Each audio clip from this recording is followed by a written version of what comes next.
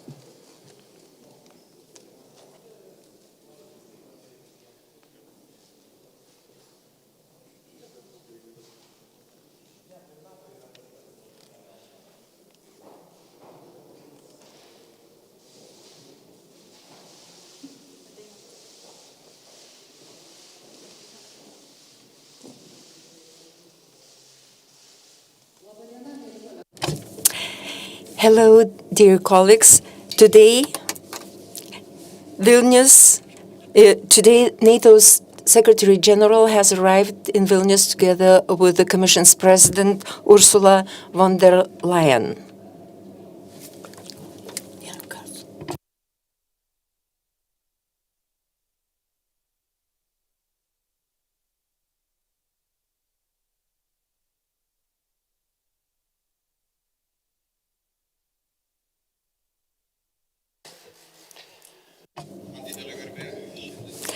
It is a great privilege for me to welcome the President of the European Commission, Ursula von der Leyen, and the Secretary-General of NATO in Vilnius today.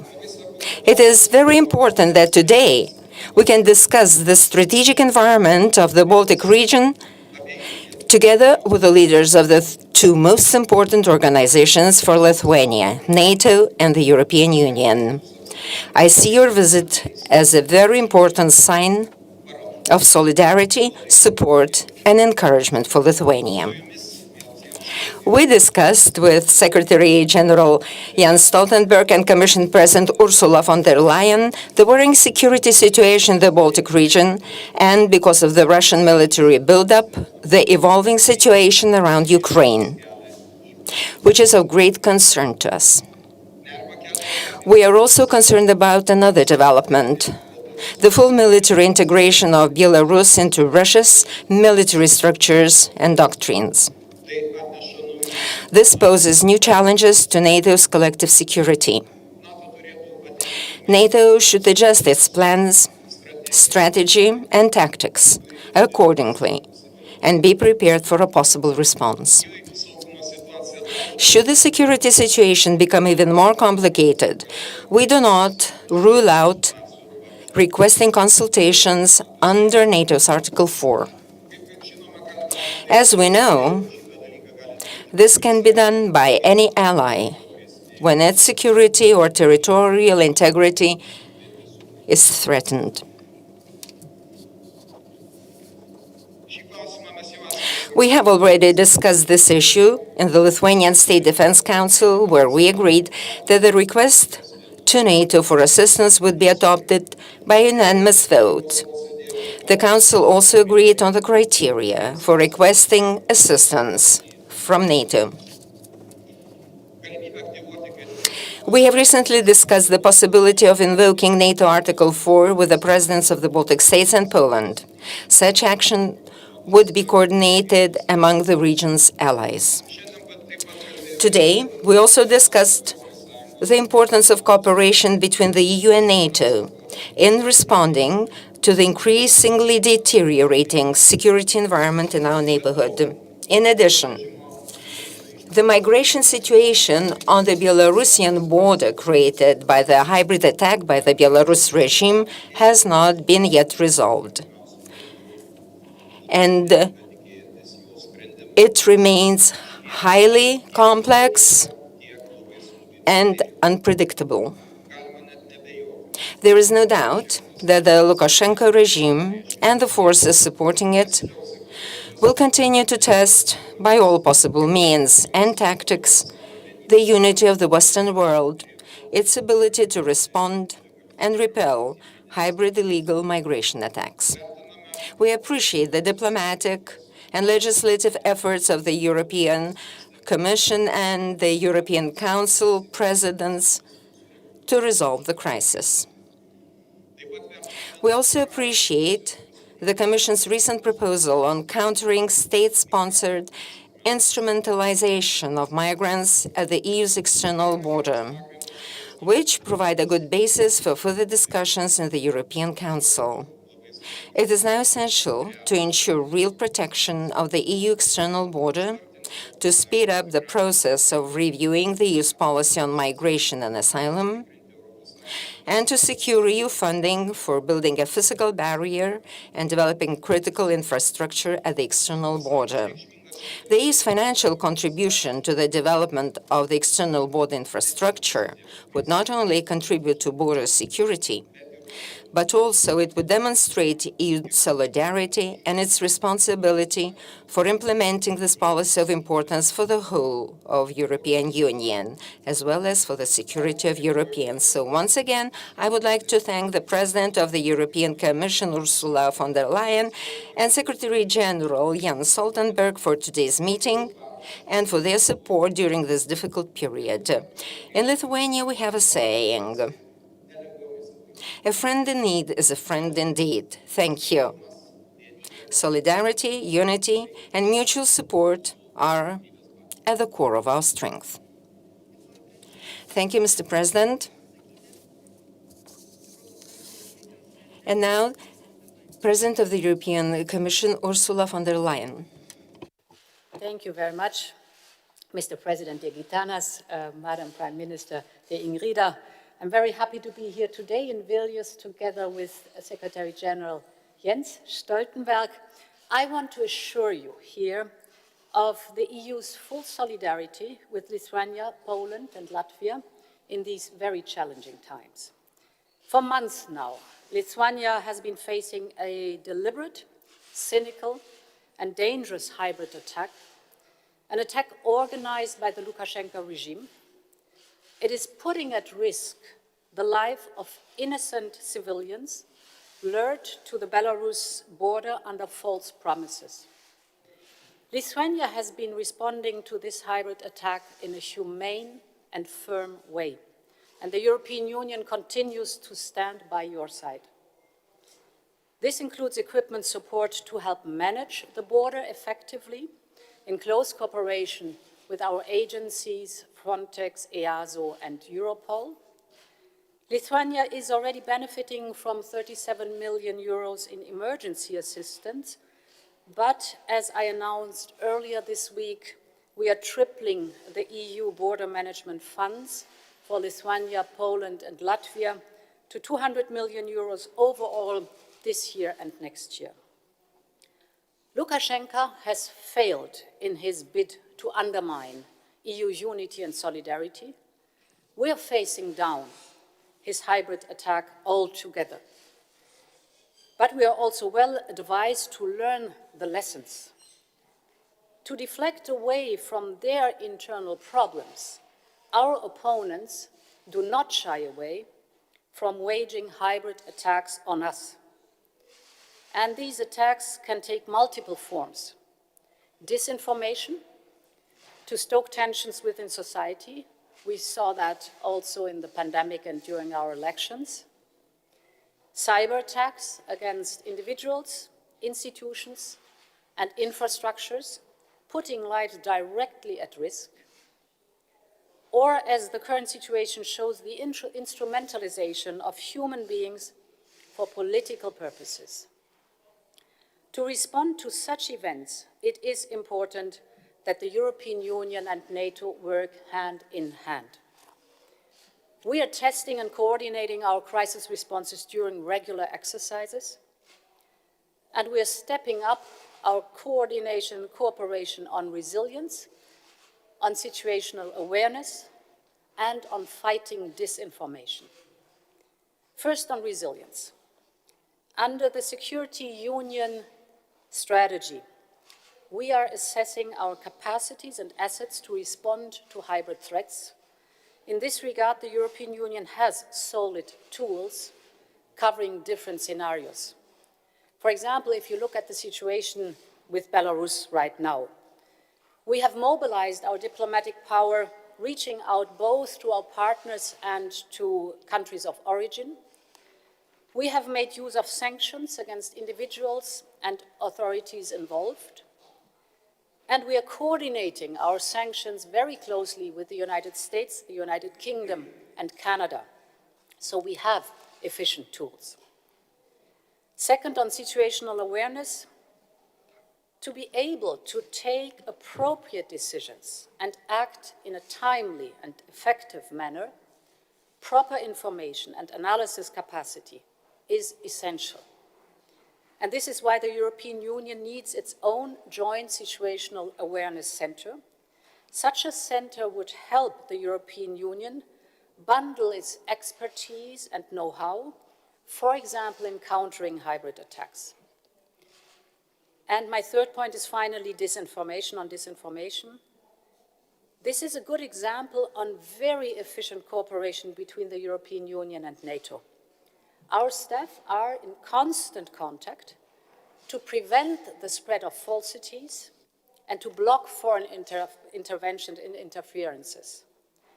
NATO is, for example, connected to the European Union's rapid alert system, and we have conducted successfully joint outreach and campaigns, especially to debunk propaganda in our neighborhood.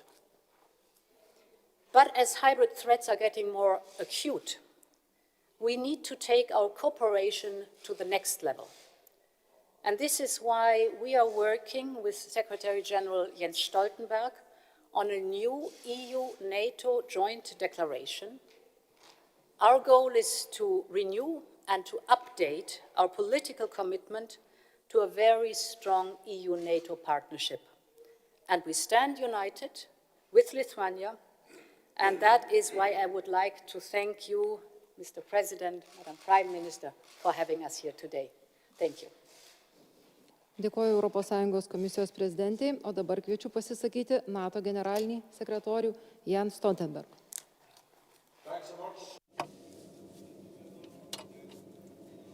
Ačiū prezidentė, ačiū pirmininkė.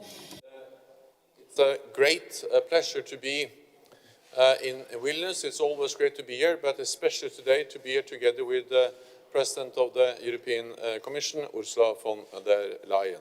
So we have just finished a very important meeting where we have discussed the security challenges on Lithuania's border and across the wider region. The Lukashenko regime is exploiting vulnerable people to put pressure on neighboring countries. This is inhumane and it is cynical. No NATO ally stands alone. All allies have expressed solidarity with Lithuania, and we have provided practical help.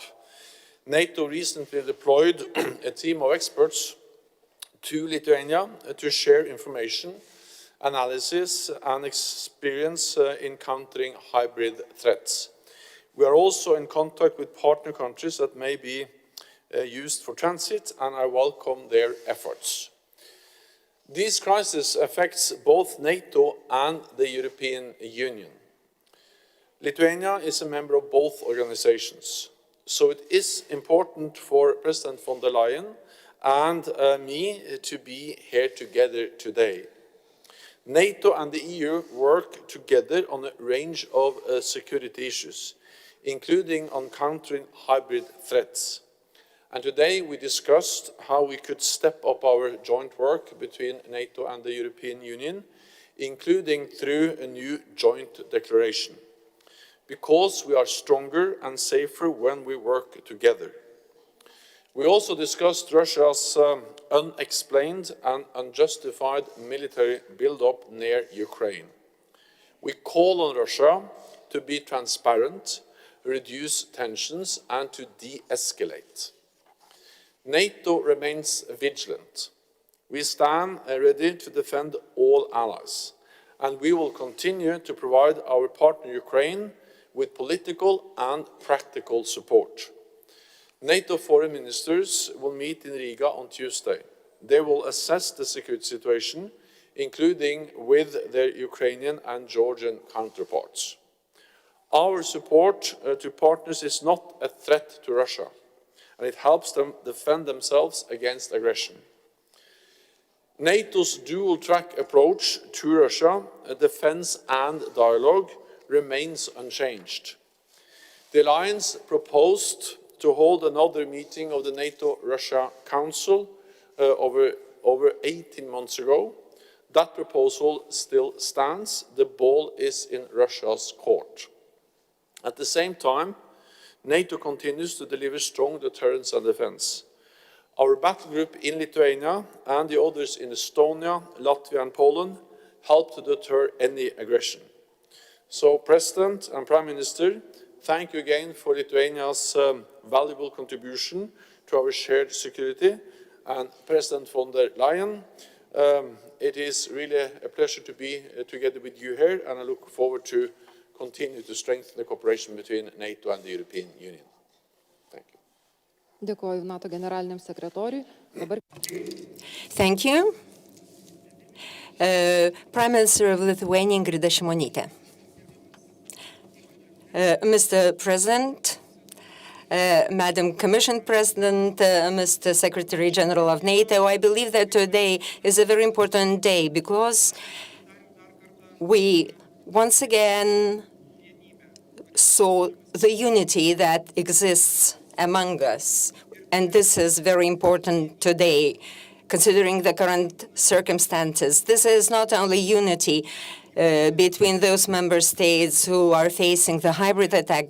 It is not only our unity as we support the Ukraine and other Eastern Partnership countries who are also facing very complex situation, but it is also unity between two very important organizations, which are very important for our national security. So it's very good that we had an opportunity to share information and insights with Madam Commission President and Mr. Secretary-General of NATO, and to address our joint response to these challenges. We will remember that what started at the Lithuanian border with Belarus was at first treated not very seriously, but now we see that this is a definite hybrid attack, and it is aimed at making EU member states and the European Union as an organization to renounce its values and to give in to blackmail. It is evident that this will fail. So as we face this situation and address it, it's very important to continue making an all-out effort that are already being made by the European Union institutions and their leaders to reduce the pressure and the possibilities for the migrants to arrive at the EU border. Also, and to become victims of this hybrid attack. This is a very problematic thing because we are now running after a very evil mind-conducted plans, and we might face unexpected challenges in the future. And the legislative efforts by the European Commission are very relevant in this respect, and they might be very helpful to deal with the situation more smoothly and quickly.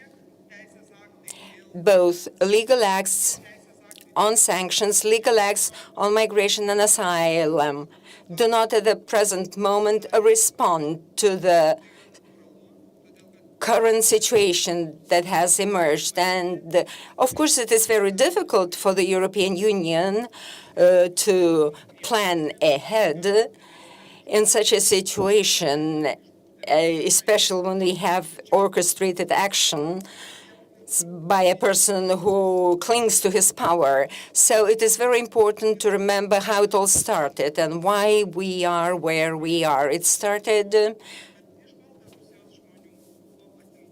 because the Belarusian people were deprived of the right to decide their own fate, and the European Union evaluated the situation. So any measure on us to withdraw from our principled standpoint would allow Mr. Lukashenko and such people like him that bad actions were to be made. We now have thousands of people who are trapped on the border. Therefore, we will continue to urge to continue the work so that the people stranded in Belarus could use the assistance of international organizations and be returned to their countries of origin. We would like this process to accelerate. And to conclude, I would like to underline one issue that we discussed today, and that is disinformation. It is the area where the European Commission and NATO work shoulder to shoulder together with all member states, and they can achieve very good results. It is a specific front in this hybrid attack. In the European Union, we have the rule of law. We respect human rights and freedoms. We respect the freedom of speech. And the European Union will never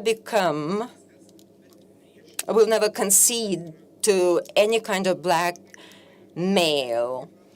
So thank you, Madam Commission President and Mr. Secretary-General, for the support you have provided us. And I believe we will stand in solidarity in the future as well, and that we will find the instruments to respond adequately to the situations. Thank you, Madam Prime Minister. Now, questions. Please introduce yourself and tell who the question is addressed. A question to Commission President and Mr. President about the situation on the Lithuanian-Belarus border. Mr. President, did you hear any concrete specific proposal on funding the strengthening of the Lithuanian-Belarusian border? Did the European Union discuss the issue of returning the migrants back? If I would say that those were not promises. A lot has been done already. And I would specify several areas. First of all, new air flights are being stopped, and repatriation has become huge efforts are being made to somehow manage these processes, and we see very definite efforts. We see that aircraft are already flying back and returning the migrants to their countries of origin. Then we have the humanitarian issue, which is very complicated when the people are stranded on the other side of the border and the other side refuses to cooperate. Nonetheless, every effort is made to allow international humanitarian organizations to provide help on the ground. And the third area is sanctions. And speaking about sanctions, we should also underline its prospects. And today we would like to direct these sanctions at those institutions, those physical persons who are directly involved in people smuggling. I can describe this process in no other words. So we are working on this, and yet another package of sanctions is now being drafted. Everything will depend on the way the regime will respond. Then we have the issue of funding the external border control measures, and the Commission President has done a lot to make this issue very resonant internationally, and various ways of resolving the issue are being sought. We have recently discussed the issue of additional measures to guard the border, including financial measures, which will be specified in the future. We will discuss it in different formats, but I would like to take the opportunity to thank you, Ursula, for your personal engagement in this problem. Together with Mr. Stoltenberg, we discussed deterrence as the main instrument to resolve the current problems that have emerged. We know that deterrence is always better than the collective defense. So we have to make to do everything possible so that the people on the other side they should understand any kind of intervention, any kind of attack will not pay. You will be provided with a strong response.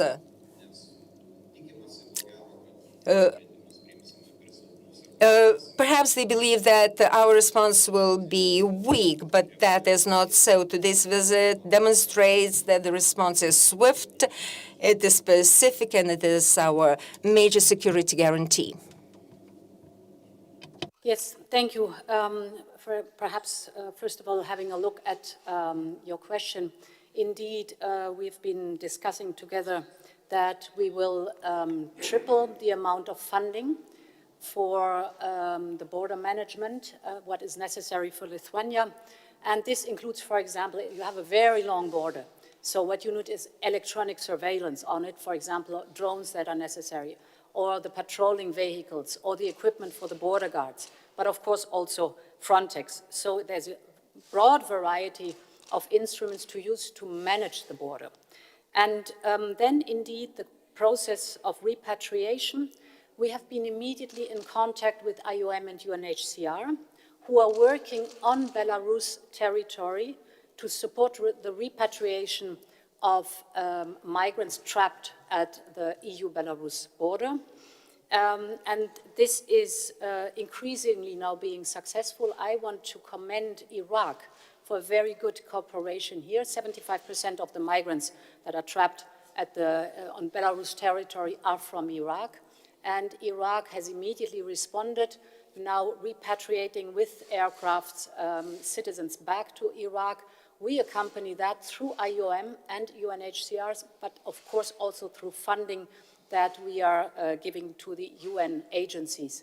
And therefore, I think this is an approach that we consequently follow up, that people from Belarus territory have to get support to go back to their home countries.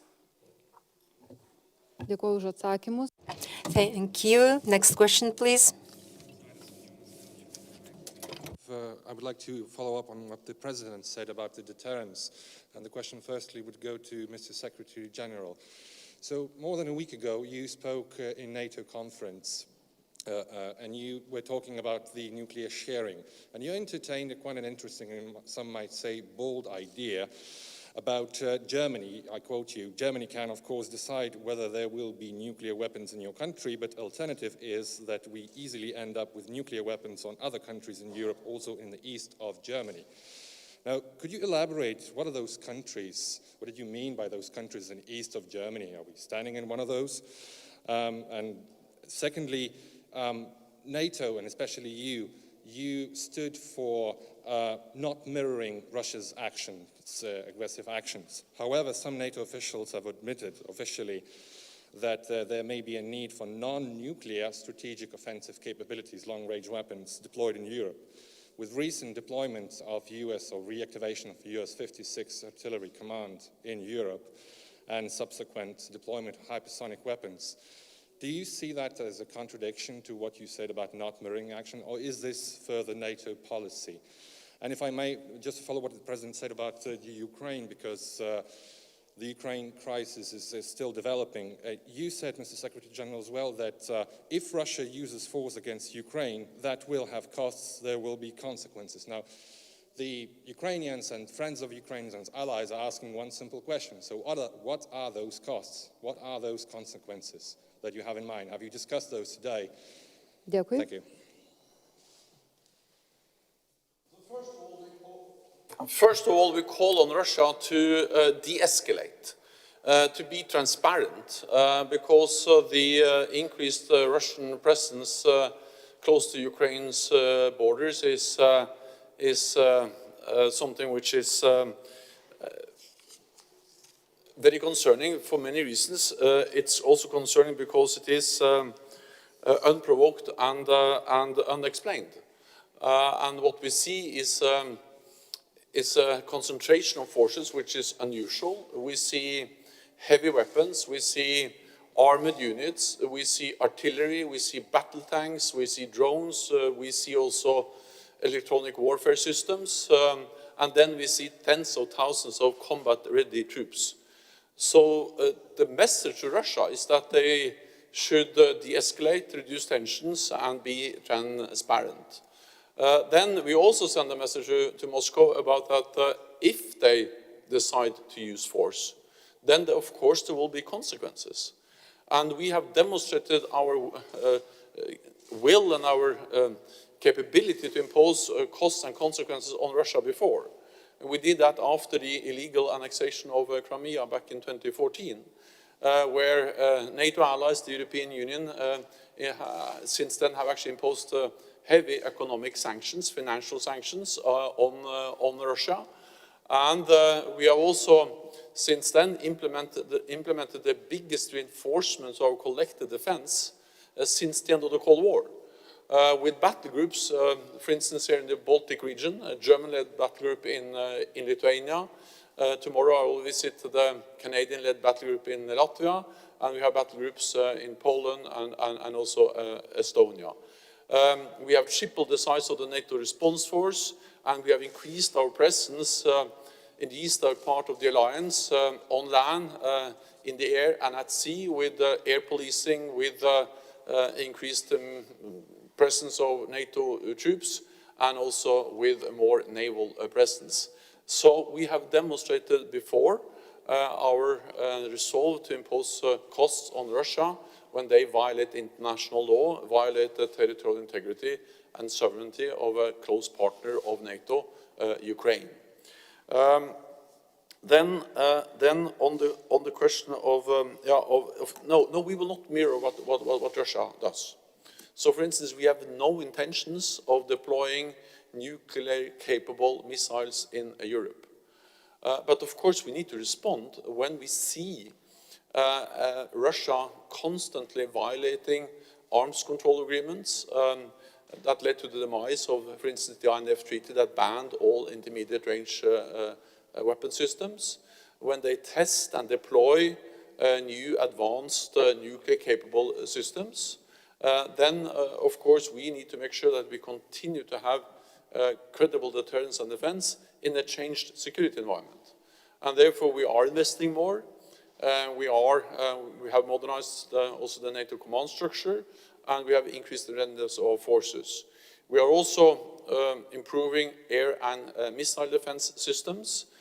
We are looking into also conventional capabilities, and we will continue to work for arms control, because the best thing would be if we could now stop this development where we see more and more new weapon systems being deployed by Russia, but also by China, that poses a challenge to NATO allied countries.